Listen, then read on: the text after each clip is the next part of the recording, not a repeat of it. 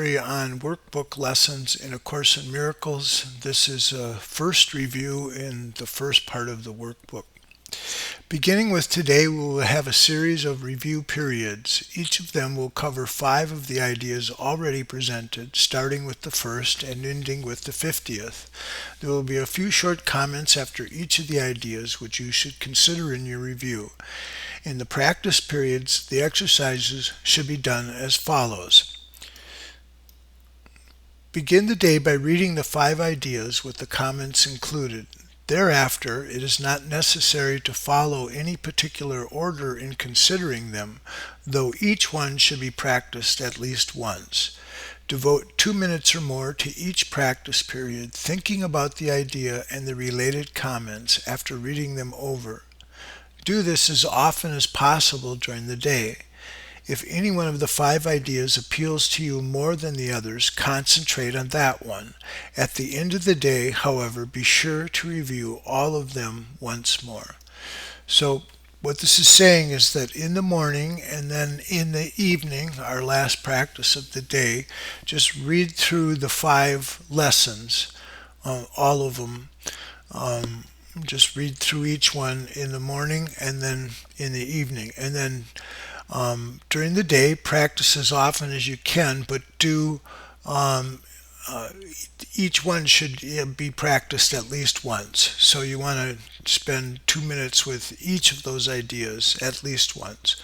And then what to make this a little more personal, if one of these ideas appeals to you more than the other, then concentrate on that one. So you could do, 10 practices with one idea and then just the other ones once or something. It depends on how it strikes you. If one of those appeals more, concentrate on that one. So goes on to further say, it's not necessary to cover the comments that follow each idea literally or thoroughly in the practice periods. Try rather to emphasize the central point and think about it as part of your review of the idea to which it relates. After you've read the idea and the related comments, the exercises should be done with your eyes closed when you are alone in a quiet place, if possible. So this is he's asking us to think about these ideas, but it's not an analysis. It's more a contemplative thinking, more of a communion with the ideas, more of a meditating on the ideas. These ideas are inspired. They come from the Holy Spirit, and so they should find a deep resonance inside of us. So we want to take the theme of those ideas and hang on to that as a major idea that animates our experience, our perceptions, all our other thoughts. Okay, so it's a contemplative sort of thinking, not analytical. Okay, so we said to do this alone in a quiet place when you're ready. This is emphasized for practice periods at your stage of learning. It will be necessary, however, that you learn to require no special settings in which to apply what you have learned. You will need your learning most in situations that appear to be upsetting, rather than those that already seem to be calm and quiet. The purpose of your learning is to enable you to bring the quiet with you and to heal distress and turmoil. This is not done by avoiding them and seeking a haven of isolation for yourself. So this is the practice on the fly. This is bringing it into our everyday life. This is where our true function lies. Our true purpose is to bring this peace and calm with us and share it with the world. And to share it in those situations that seem to be the most upsetting. That's where it's needed.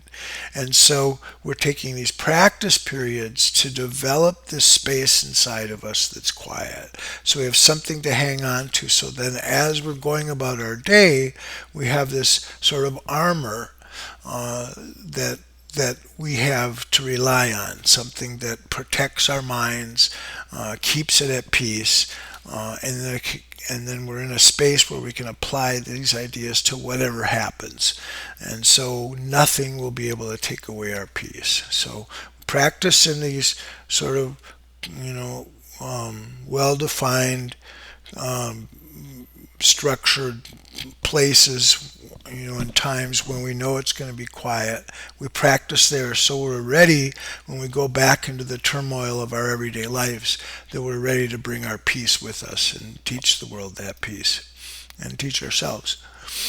So you will yet learn, so by this practice, you will yet learn that peace is part of you and requires only that you be there to embrace any situation in which you are. And finally, you will learn that there is no limit to where you are, so that your peace is everywhere as you are. So this is accessing our collective self, our higher self, our communal self, our spirit, what the Course calls the Christ.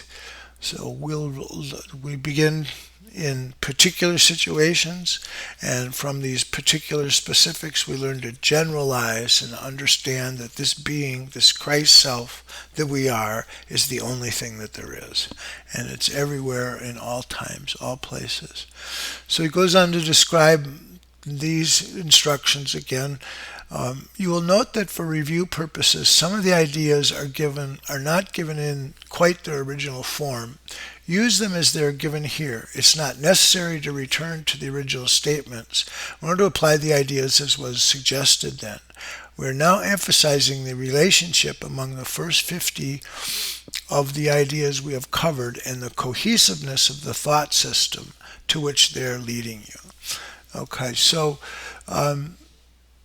in doing these lessons, there were lots of forms of kind of practice. Some were looking outside of ourselves, some were looking inside of ourselves, some were seeing the relationship between what our internal world is and what our external world seems to be, the connection between those two.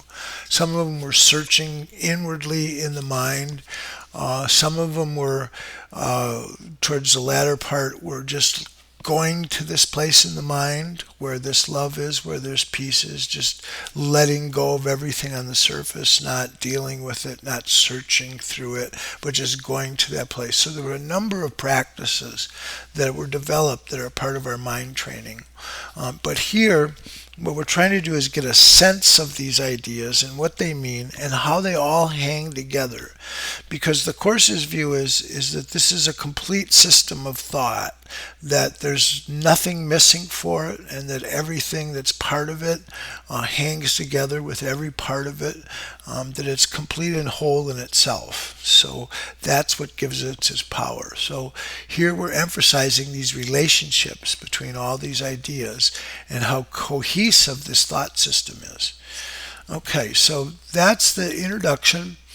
I may go over this a few more times over the next 10 days because we're going to be doing reviewing 5 lessons each day, 2 minutes for each one.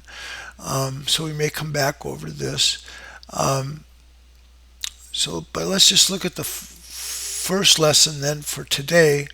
It's these first 5 lessons. Nothing I see means anything. I've given what I see all the meaning it has for me.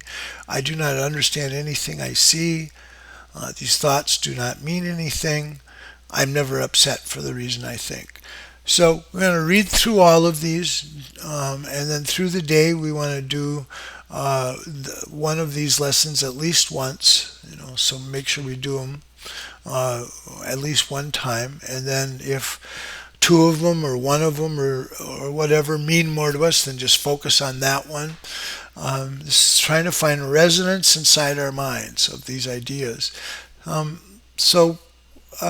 practice I used to do and still sometimes do is just sit down, close my eyes, and I would just repeat the first 50 lessons. And that for me, had a way of just focusing my mind. It only took 2-3 minutes to do it.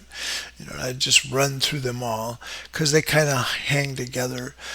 I guess the only reflection I have on these first 5 is that it's this real pattern of let go, let God. That it's the realization that the ego self and the true self of love that God created could never be, they can't go together. They're just the opposite in every way. And so to have our true self take precedence. We have to let go of this false self. So we let go, and then we let God. We let this truer self in. So both are the process. You might remember in one of the lessons, I described this basic process, what I nicknamed the Course 3-step, is that first we have to recognize that the world around us is a function of our thoughts inside of ourselves. Instead of that world causing our inner world, it's our inner world that causes the outer world. That's the first recognition. And the second step is then willing to let go of that vision, that perception of things, our willingness to let that go.